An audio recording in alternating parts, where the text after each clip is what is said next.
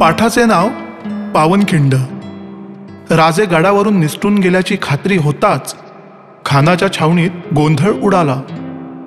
स्वतःचे कौतुक करून घेत बसलेला मसूद आपण आणलेला शिवाजी खोटा शिवाजी आहे हे कळताच हताश झाला.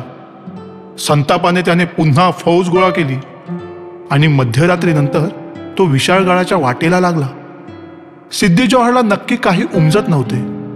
कदाचित खरा शिवाजी अजून गडावरच असेल अशी शंका येऊन या गोंधळात विस्कळीत झालेला वेढा परत आवळून तो स्वतः गडाजवळच राहिला.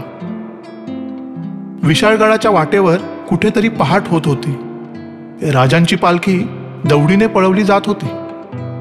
पालखीच्या पुढे मागे पळणारे वीर सारखे मागे पुढे नजर टाकत होते. वादळ कमी झाले होते पण पाऊस होताच. राजे पालखीच्या गोंड्याला धरून पालखीत बसले होते. ऊर फुटेपर्यंत माणसे सारखी पळत होती. पालखीची माणसे पळता पळता बदलत होती. खालच्या चिखलातून पावलांचा अखंड नाद उमटत होता. आपल्यासाठी घेतले जाणारे कष्ट पाहून राजांचे डोळे बसल्या जागी भरून येत होते. विशाळगड अजून फार दूर होता. दिवस 1.5 प्रहारावर आला आणि मागून येत असलेल्या मसूदची बातमी घेऊन हेर धावत आला. रात्रभर पळून थकलेला त्या जीवांचा थकवा ती बातमी ऐकताच कुठच्या कुठे गेला. जीव पणाला लावून विशाळगडाचे अंतर कमी करण्यासाठी सारे धावू लागले. विशाळगड अजूनही फार लांब होता. सर्वस्व पणाला लावून पालखीने गजापूरची खिंड गाठली.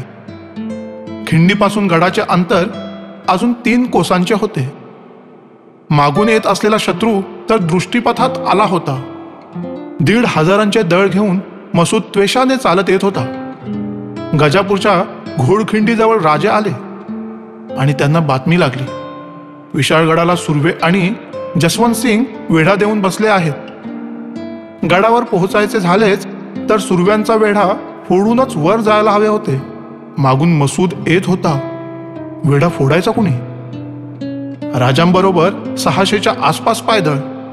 भोई वगैरेंची संख्या धरली तरी 800च्या आतच माणूसबळ. रात्रभर चिखलराडीतून 15 कोस धावलेले, छाती फुटेपर्यंत पळालेले ही माणसे आता ताज्या दमाच्या सुर्व्यांची फळी फोडणार होती. संतापाने बेभान झालेल्या मसूदला टक्कर देणार होती. कधीही बधीर न होणारी राजांची विचारशक्ती सुन्न झाली. बाजीप्रभूंनी पालखी खाली ठेवण्याची आज्ञा केली. गजापूरच्या खिंडीत पालखी खाली ठेवली गेली. राजे बाहेर आले. बाजी म्हणाले, महाराज आता वेळ करू नका. निम्मी शिबंदी घेऊन तुम्ही पुढं व्हा. सुर्व्यांची फळी फोडून तुम्ही गड गाठा. आणि बाजी तुम्ही? मी येथे उभा राहतो. केवढाही वेळ लागो, शत्रूला खिंड ओलांडू देत नाही. नाही बाजी, जीवाची बाजी लावून आम्हाला इथवर आणलं. आता जे होईल ते मिळून करू. राजे, बाजी म्हणाले, प्रत्येक क्षण मोलाचा आहे. कृपा करून तुम्ही पुढे जा. जीवाची बाजी लावून तुम्हाला येथे आणलं ते यासाठी नव्हे. या कष्टाचं चीज करा. गनिम येतो आहे. दावा साधील. सारं क्षणात व्यर्थ होईल. राजांनी बाजींना मिठी मारली. बाजी मुजरा करत म्हणाले, राजे, तुम्ही या मुला लेकरांना अन्न द्यायला तुम्ही समर्थ असता. मला काळजी कसली? पण राजे. काय बाजी? राजे अश्रू आवरत विचारते झाले. राजे गडावर जाताच इशारतीची तोफ द्या. बस. या राजे. राजांनी बाजींना परत मिठी मारली. क्षणभर बाजीही त्या मिठीत विसावले. दुसऱ्याच क्षणी मिठी सोडवत बाजी बाजूला झाले. राजे आपल्या शिबंदीसह गडाकडे जाऊ लागले. राजे दिसेनासे होताच बाजी त्वेषाने मागे फिरले. सारे बांदल बाजींकडे पाहत होते. पाहता काय? राजे गडावर जाईपर्यंत एकही गनिम या खिंडीतून जाता कामा नये. राजांना गडावर पोहोचवायची जबाबदारी आपली आहे. बोला, हर हर महादेव. हर हर महादेवची एकच गर्जना उसळली. पायांत त्राण आले. तलवारी उपसल्या गेल्या. बाजीप्रभू घोडखिंडीत उभे ठाकले. दिन दिन म्हणत मसूद चालून येत होता. गजापूरच्या घाटीवर असलेली घोडखिंड आपले नाव सार्थ करणारी होती. दोन्ही बाजूंना उंच दरड होती. मध्ये अरुंद वाट होती. खिंड जवळजवळ 150 कदम लांब होती. मसूदचे सैन्य खिंडीपाशी आले आणि बाजीप्रभूंचे बांदळ मावळे द्वेषाने तुटून पडले.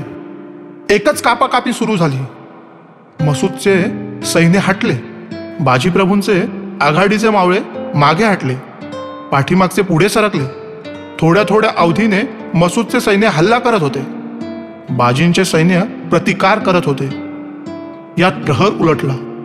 राजे आपल्या 300 मावळ्यांसह गडाकडे धावत होते. गड नजरेत आला होता. तोच सुर्व्यांच्या वेढ्याला खबर मिळाली. खुद्द शिवाजी राजे चालून येत आहे. सुर्वे राजांवर चाल करून आले. राजांच्या लोकांनी पराक्रमाची शर्त केली. राजांसह सारे लढत होते.